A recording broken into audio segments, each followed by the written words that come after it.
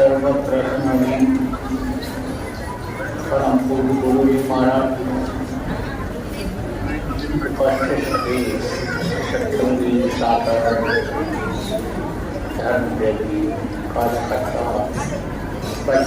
Live video चालू है, आप लोग देख सकते हैं।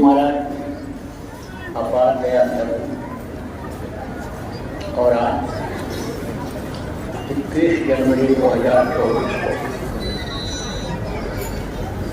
कल्याण ठाणे महाराष्ट्र के आप ट्रेनिंग का सत्संग के माध्यम से दर्शन का अवसर मिला। आप लोगों के ऊपर उस मालिक की दया कृपा में बंद या सत्संग में यहाँ खड़ी करने आए सबसे बड़े माल वायु सत्संग का विनय प्रयास कुमार को मंगा और स्वामी जी महाराज अपने समय के पूर्ण संग राम भगवान के बारे में उन्होंने तो पूरा लिखा ही है। नहीं, आगे मना किया जाने को, बैठने को, आगे नहीं बैठना है, जगह खाली रहना चाहिए जाने के लिए। भगवान कहने लग गए कौन सा आचरण उन्होंने किया वो पूरी हो गए और आज गैन की जबान करा गए। इनके बारे में तो लिखा ही है, लेकिन आप जो तारीख जो लिख करके गए लोगों के आचार विचार जो आज के बारे में लिख करके गए उसका निकाला करके तो साथ साथ हो जाए। जब तक जीव यहाँ रहे काम करने तो कोई दिक्कत नहीं, बरकत मिलने लग जाए, समय पर ज़्यादा गर्मी बरसात होने लग जाए और आपका जन्म मिल जाए। तो उन्होंने इस तरह से दर्शाया कि जब यम को लोग राक्षस बाबू की जगह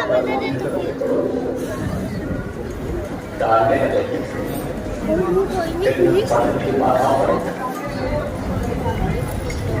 भोजन सराधा गाय करने वाला तब गाय लगे हर मनुष्य बड़ा होता इन बातों को खत्म नहीं कर सकता। तब क्या निरंजन हो शोर प्रेम पर कौशल्या के रूप में जन्म लिया। लेकिन जब पैदा हुए थे तो वहाँ गाँव में न ही मर्यादा प्राप्त किया। जैसे वहाँ पैदा हुए, जब पैदा होता है तो कोई जानकारी नहीं रहती, किसी भी तरह की कोई जानकारी नहीं रहती। जिस घर में वो जन्म लेता है उसी घर में रहने वाले उसके माता पिता और परिवार के लोग उसकी परवरिश करते हैं। जैसा रहन सहन होता है, जैसा खान पान होता है, उसी तरह से बच्चा उसमें डाल जाता है। लेकिन चूंकि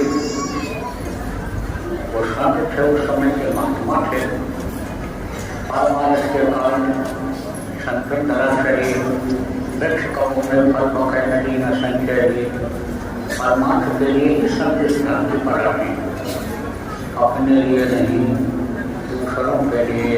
जिस तरह से नदी अपना पानी स्वयं नहीं पीती है, वृक्ष अपना फल स्वयं नहीं खाता है, दूसरों को खिलाता है, नदी पानी दूसरों को खिलाती है, इसलिए दूसरों के लिए हित के लिए महात्माओं का आना होता है, संतों का आना होता है। तो लोग बहुत दुखी हो गए उस वक्त पर यज्ञ करने वाले या योगी दुखी नहीं थे। आम जनता भी दुखी थी, सज्जन लोग दुखी थे, सज्जनता खत्म होती जा रही थी। दुष्टता और चली जा रही थी तो उसका खात्मा करना था, धर्म की रक्षा करनी थी, आप शत्रुओं की रक्षा करनी थी। इसलिए उन्होंने प्रयत्न किया था कि जन्म हो आनंद हो, राजकुमार राम बन करके और राजा राम बन जाते तो आज उनकी पूजा नहीं होती, राम का विनाश होता। तब मांग करके देखे किसके लिए करने के यज्ञ की रक्षा के लिए और विश्वामित्र ने कहा कि आपका ये धर्म होता है, राजा का ये धर्म होता है कि जनता की रक्षा की जाए और धर्म को बचाया जाए। इसलिए आप अपने पुत्र को हमको दीजिए, वो हमारी रखवाली करेगा, हमको पूजा पाठ करने देगा। क्या कर रहे लोग, क्या कर रहे सारे मानव रखा। सबसे पहले तो बाल को बढ़ा दिया और पलकर पहनाया, पलकर से कुछ पहने पैर की छाल को स्पर्शन जो होता है उसका छिलका निकाल करके और उसी का पूरा संतान चोखा जिसको कहते हो, एक खत जिसको कहते हैं, वो बनाया है। तो वही जैसे कैसे पहनते गुरु महाराज ने एक बार को मिया था कि तुम लोग पूरा काल पहनना, 1 लाख 1 करोड़ लोगों ने पूरा काल में पहन था। मैं भी पहनता था, लेकिन जब नर्मदा कहने को हुआ तो हुक्म हो गया, जब उसको होगा और जैसा बताया वैसा ही रखे किया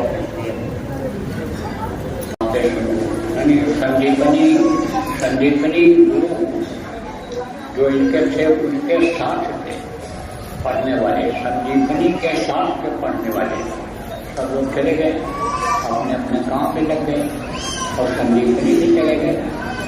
तो जब संदीपनी जी के गुरु जी के आने का जाने का यहाँ से समय आया तो लोग देखने के लिए जाने लगे। तो गुरु जी को कोई कुछ दक्षिणा देता था, कोई चीज देता था, तो वो रखा रहता था, वो अपनी इच्छा से लोगों को दे दिया करते थे।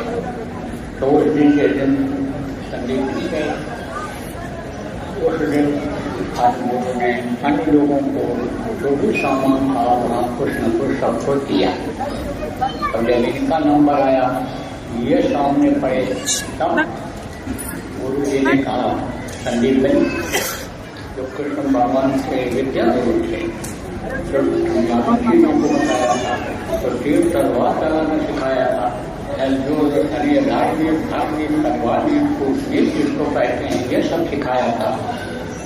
वो खाली जब आए सामने अपने गुरु के, तब संदीपनी के गुरु ने कहा संदीपनी तेरे लिए तो मेरे पास देने को कुछ है ही नहीं, लेकिन मैं तुझको ऐसी चीज देता हूँ, ऐसा आशीर्वाद देता हूँ कि जो भगवान कहलाएंगे, जो अच्छा काम करेंगे, पूज्य हो जाएंगे दुनिया में, उनका तो गुरु बनेगा। तो कृष्ण उन्हीं के शिष्य थे, संदीपनी के शिष्य थे। भौतिक विद्या, दुनिया की विद्या की जानकारी उनसे इनको मिली थी। इसीलिए देखो, एक तरफ 11 छोड़ी सेना थी और दूसरी तरफ कृष्ण अकेले थे। केवल उनके साथ पांडव, थोड़े लोग पांडव की सेना में थे और 11 छोड़ी सेना को उन्होंने 18 दिन के अंदर खत्म कर। वही जो उनसे सीखा था, यानी वही विद्या जो सीखा था उनसे, चाहे धनुष विद्या रही हो और चाहे अन्य विद्याएं रही हों, उसी के बल पर विजय दिला दिया, दुष्टों का संहार करा दिया और सज्जनों की रक्षा करा दिया। प्रेम जब महाभारत शुरू होने को हुआ, तब उन्होंने किससे प्रार्थना किया था? सुपर के गिर से। सुपथ उनके आध्यात्मिक गुरु थे कृष्ण थे। तब उन्होंने उनसे प्रार्थना किया कि आप अपनी दया की धार समेट दो। तो कृष्ण जो आते हैं धरती पर वो सब लोग सबके हित का काम करते हैं और जीवों पर दया बरसाते हैं, उनको अनेक सारी वस्तु से बचाते हैं। तो प्रभु के सदरूप कहे जाते हैं। कहा गया है सत्य पुरुष की आरसी संतन की ही दें, लक्षण और अलग को प्रतिदिन में लग ले। तो उसकी ताकत होती है, उसकी शक्ति होती है और उसी से सब जीव होते हैं। सकल जीव मुँह जाया, सब पर मोल बराबर लाया, सब उसी ने पैदा किया है, उसी ने भेजा है उस प्रभु ने, तो सब पर वो दया करता है। ऐसे बात लड़का अच्छा हो या थोड़ा चंचल हो या बदमाशी करता हो, लेकिन उसका प्रेम पुत्र के प्रति रहता है। पिता होने के कारण पुत्र पर प्रेम रहता है, इसी तरह से सब पर प्रेम रहता है। कृष्ण भगवान ने कहा सुपथ जी से महाराज दुष्टों का संहार हो नहीं सकता है, परिवर्तन हो नहीं सकता है, ये द्वापर का विधान खत्म हो नहीं सकता है, कलयुग आ नहीं सकता है। और ये नियम है कि ये चारों युग आते जाते रहेंगे। ये परिवर्तनशील संसार है, यहाँ बदलाव होता रहता है। इसलिए आपकी दया कृपा जब तक नहीं होगी तब तक परिवर्तन होना बड़ा मुश्किल है, बहुत मुश्किल हो जाए। इसलिए आप दया करो, इनको तो समझाने को समझाते हैं। जब समझाने लगे सब लोगों से समझाया, लेकिन जब उन्होंने कह दिया कि अब सूर्य के नख के बराबर भी जमीन नहीं देंगे, किसने कौरवों ने पांडवों के हक को छीन लिया, हक अपना जता दिया, कहा कुछ नहीं देंगे, एकदम अत्याचार अन्याय पर जब तुल गए, तब उन्होंने कहा सुपथ से कि आप महाभारत अवश्य संभाली, अब तो महाभारत करना ही पड़ेगा, तो आप अपनी शक्ति को सीखिए। तो उन्होंने शक्ति को खींचा दया और फिर उनका संहार हुआ। तो एक विद्या गुरु होती, एक आध्यात्मिक गुरु होती। तो आध्यात्मिक कौन है? राम भगवान के उन्होंने शक्ति दिया और फिर शक्ति दिया वही समझो हनुमान को दिया था, रावण को दिया था, जटायु को जो दिया था, वो सब वो क्या अन्य समझो के उन्होंने दिया था। वो ये किससे होता है या आध्यात्मिक शक्ति से ये होता है। मोटी बात आते समझो कि आप अपने बच्चे को खिलाते हो, पालते हो और आप कोई चीज कहते हो तो बच्चा नहीं मानता है, और कोई जिसको आप सिद्ध समझते हो, जिसको महात्मा समझते हो, जिसको आप योगी योगेश्वर समझते हो, जिसको आप गुरु समझते हो, और उसके पास लेकर के जाते हो और वो कह देता है कि बेटा अब ऐसा होता, अब ऐसा होता, ये ठीक नहीं है, तो वो उस काम को छोड़ देता है, बदल जाता है। क्यों? क्योंकि आप किससे कहते हो? आप तो इस शरीर को देख करके उसके मुंह की तरफ कहते हो, उसके कान में आवाज पहुंचाते हो, और जो जानकार होते हैं, संत होते हैं, सदगुरु होते हैं, वो अंदर के कान में आवाज बोल देते हैं।